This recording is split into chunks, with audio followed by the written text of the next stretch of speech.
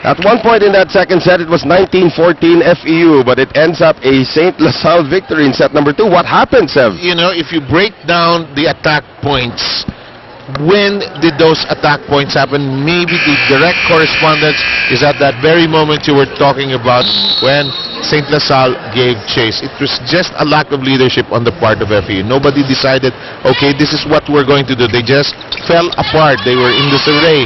Nobody was taking charge. They just crumbled in that second set. Now they have to pick up the pieces here, down 2 sets to nothing, and that is a good sign in the right direction for Espelita. But the problem is they start so well, but they cannot sustain it. The legs underneath their spikes seem to lose their strength, and that's why that player Bagang was entered or brought into the lineup, hopefully to re-energize the team, but it didn't really happen. He is a freshman, and Quijano again using her length. Again, it always helps if you're 6 feet tall with long arms.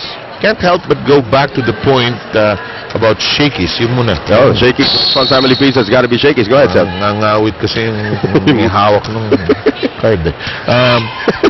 Kalimutan ko tuloy. You know, the point you made about Roger Banzuela saying this is so important for us in the course of the tournament. We win here, we have a good chance of making it to the next round. And you also have to remember, as we take a look at this wicked hit once again by Jovelyn Gonzaga, you have to remember that last year, at this time, they actually made it to the Final Four. Itong koponan ng St. LaSalle, defying the odds and becoming the first provincial team to actually make a semifinal in the Shakey's League. And Patty Orendain, after that first point of FEU, it's been all St. LaSalle since. And now serving ito si Kimberly Mendez. Just can't understand why FEU can't swing it around to the other side. It's a lack of variety, lack of weapons really. See, try something different. It's straight into the block. Ganda lang ng basa ng block na right. Here's Bagang right now, and here is Mendez. Gonzaga going across for Orendain over the defense again, and Patty is now starting to own the third set. Both setters have done actually quite well.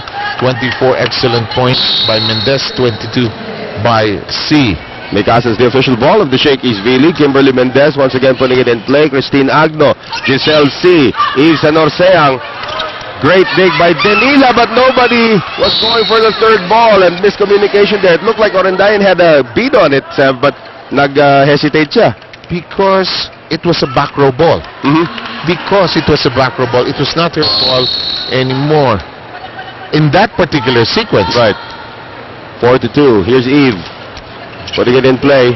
Danila, Mendez, Orendain going long, and there's a violation at the net. Espelita lost brake fluid.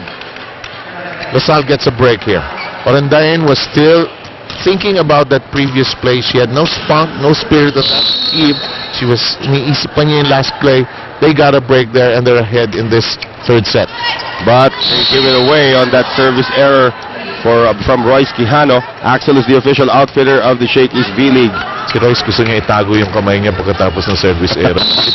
Kasi naman matatanggal yung kamay niya sa harap ng dalawang coaches niya. Nahihiya.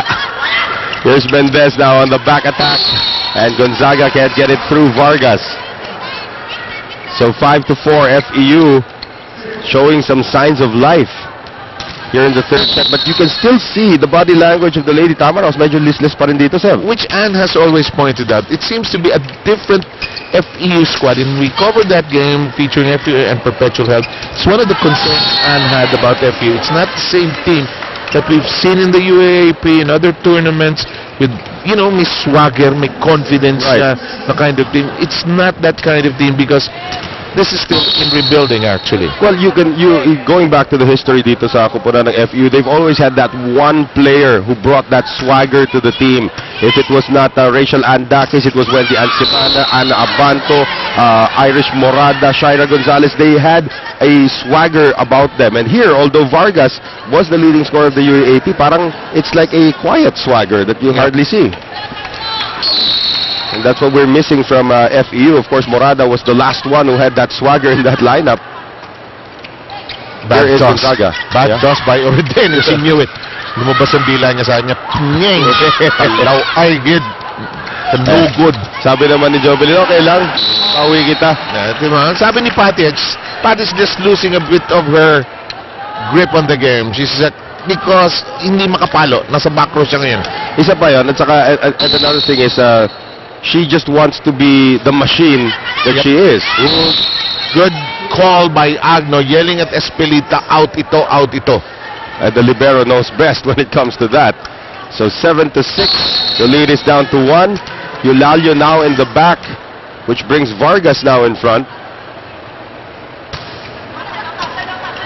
Here is Mendez going to Beauty. And that is going to be a gift for Janice Dolar. These are the scorers for St. Lasal, Dolar as well as Denila.